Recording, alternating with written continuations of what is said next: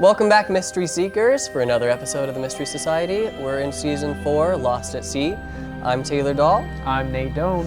And today I will be telling you the story of the disappearance of Amy Lynn Bradley.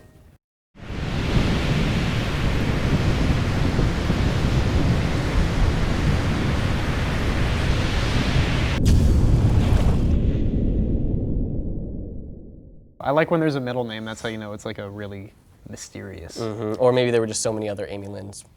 Or Amy Bradleys. Amy Bradley. They had to distinguish. Yeah, okay. Anyways, I don't know about you, but these cases, they really stick with me after doing all the research into them, especially the ones that I delve into. Yeah. And especially the people's names, I think are gonna stick with me for a long time, you know? Okay, yeah. Expect years down the road from now, I'll be sitting in a bar, you know, and I'll just hear somebody in the corner be like, oh, Joshua Maddox. And I'm like, I know that name. That happens to me often. Yeah, right. And last episode, or maybe 2 episodes ago, no, my last episode, the Goddard family, and how it just reminded me of Timothy Pitson, and how I'm sure when you hear Timothy Pitson, just flood of memories come rushing back. Yeah. And honestly, I'm really happy about that. That I think I'm going to be carrying these names with me the rest of my life probably, and you know I think it's nice. It's good to remember, especially the victims, and to remember them as just being people. Yeah. Who are walking around like us, with us. Yeah. Literally. Yeah. Today I'm just going to tell you a little about Amy Lynn Bradley, and who she was. Amy Lynn Bradley was a young woman from Virginia. She was 23 at the time of our events, and she was a basketball player. She was a daughter, a sister. She was a recent college graduate. She was studying physical education with a focus in sports psychology, not physiology. Interesting. Sports psychology, and that's what she was studying. Very active. Sports psychology. That sounds interesting. Yeah, I had to look that up. I was like, did I mean to write down physiology? But no, they're both 2 separate studies. Wow. Yeah, so she was very, obviously active. Yeah. From all the photos that I've seen and from testaments from her family, she seemed like a very just happy, cheerful, energetic human being, you know, who really loved her family. Unfortunately, she still has not been found, but she is someone who left an astonishing amount of clues after she disappeared.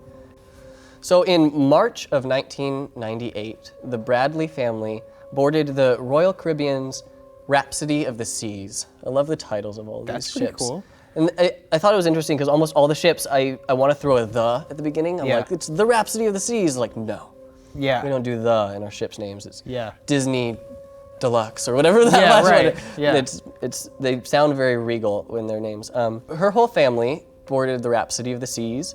This included Amy, her parents Ron and Iva, and then her brother Brad. The family sailed from Puerto Rico, and Amy would actually go missing before they would ever arrive in Curacao. Curacao, yeah. Yeah, Okay. it's cacao? So she went missing while they were sailing then. She didn't there wasn't a docking and then she went missing. She was on the boat when she went missing. Correct. This is very similar to the first case, one? Rebecca Corium. That's They're crazy. on the cruise, and she disappears. Okay.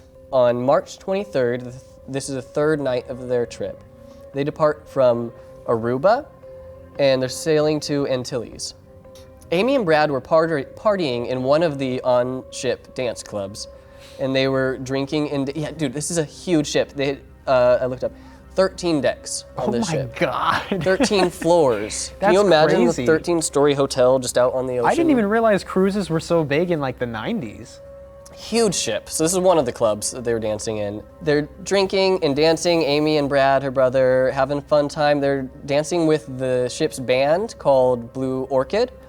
And in fact, the last confirmed footage of Amy that I've seen is her dancing with the band's bass player, Alistair Douglas. He claims to have left Amy around 1 a.m. this night. And then her next few hours are unaccounted for.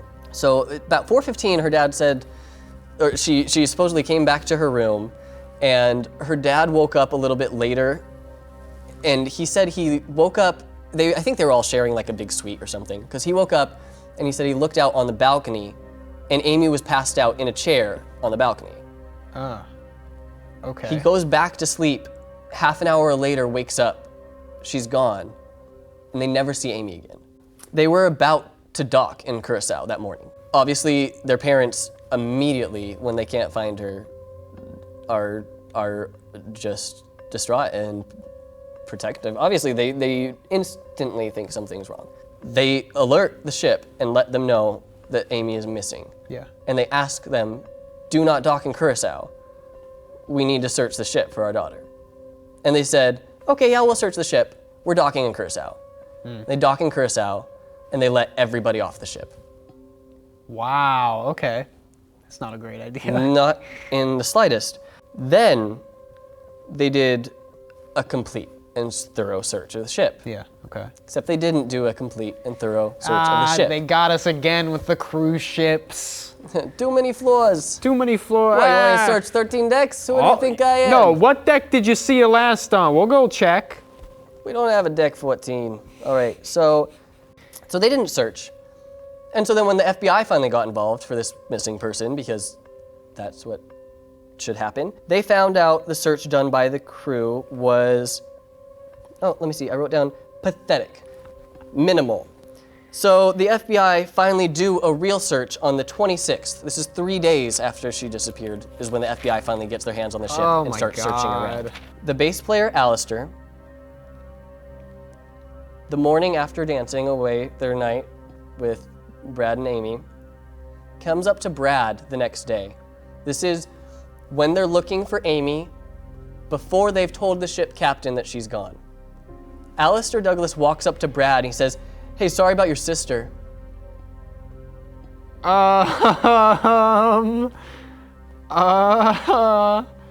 Nobody knew she was gone yet besides the family.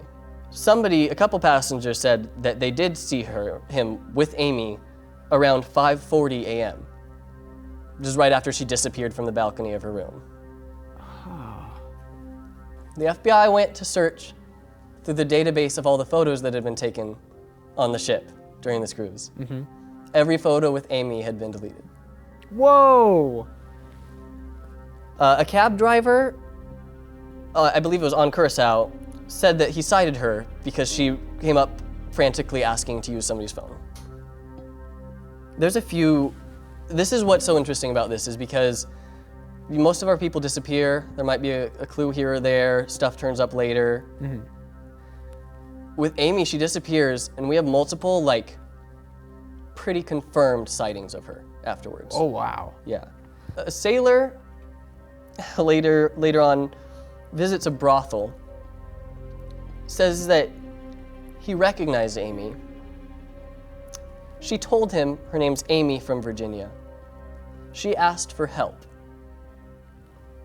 He stayed silent for 2 years. Oh my God. Because he didn't want to get in trouble because they weren't supposed to go to brothels when they were off duty.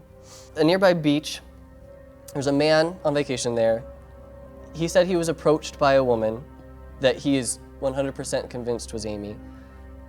He said that he noticed all the same tattoos. She has a Tasmanian devil on her shoulder. She walked up to him as if she was going to say something, and then two larger men who'd been walking behind her came up and basically shuffled her away and kept walking down the beach. He said that she made a he said that he noticed she made a beeline for him when she noticed him speaking English. So this is on Barbados. There's a woman enters a bathroom. I think it was in a resort or hotel or something in Barbados. A woman who she thinks is Amy enters, followed or closely followed by multiple men, and they're having an argument.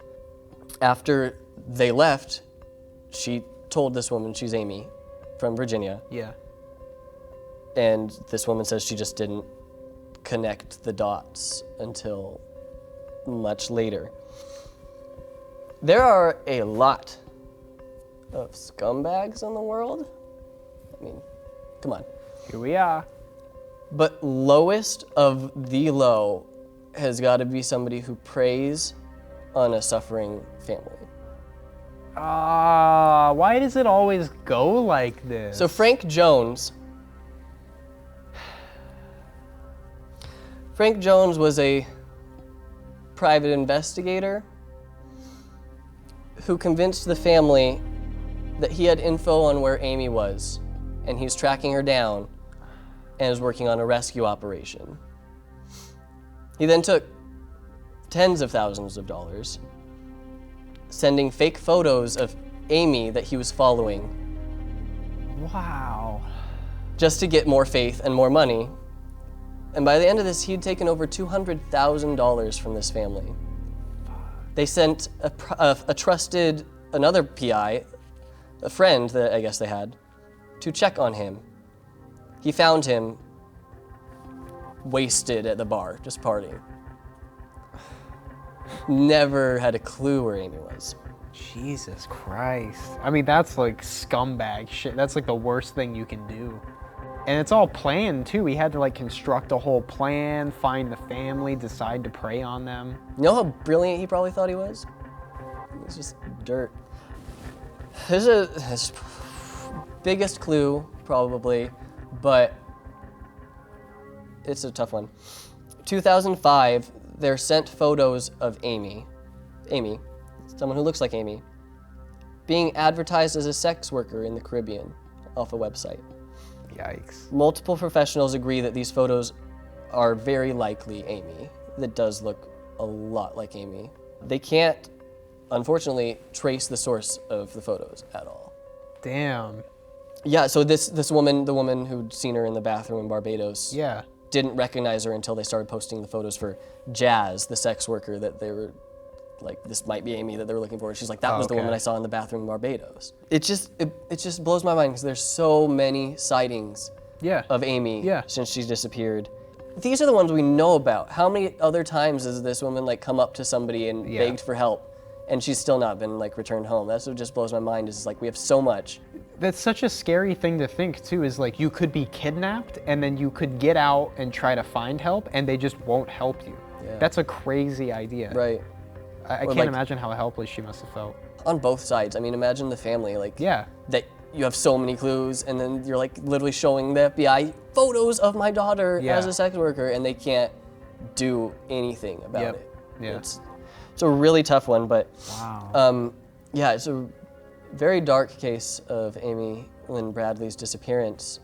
The toughest part is, from my cases so far, is that they could be solved if people would just get out of the way and let people investigate. If Disney would just move their butts out of the way, or if this ship captain, if he would have just said like, oh yeah, a person could be dead, that's worth sitting in the water for a couple hours while we look. No, didn't even cross his mind. It was, no, we're docking. We have people who want to go shop. That's awful. Theory-wise, I think that it's the band member, the bass player, very sketchy, that he was seen with her so often and claimed to have split apart at a certain point in the night, and we really don't know, but he spent a lot of time with Amy, and if there are trafficking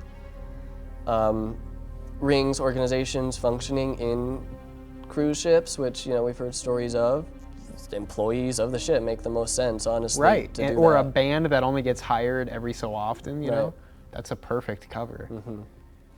Well, thank you for sitting through that. Oh, you're so welcome. And thank you for watching today's episode on Amy Lynn Bradley. I hope you enjoyed it, and we will join you next episode when Nate's gonna tell us. Oh, I'm gonna tell you about the disappearance of Henry Hudson. Henry Hudson. Yep. Awesome. Sweet, we'll see you next time. Thanks, guys. Bye.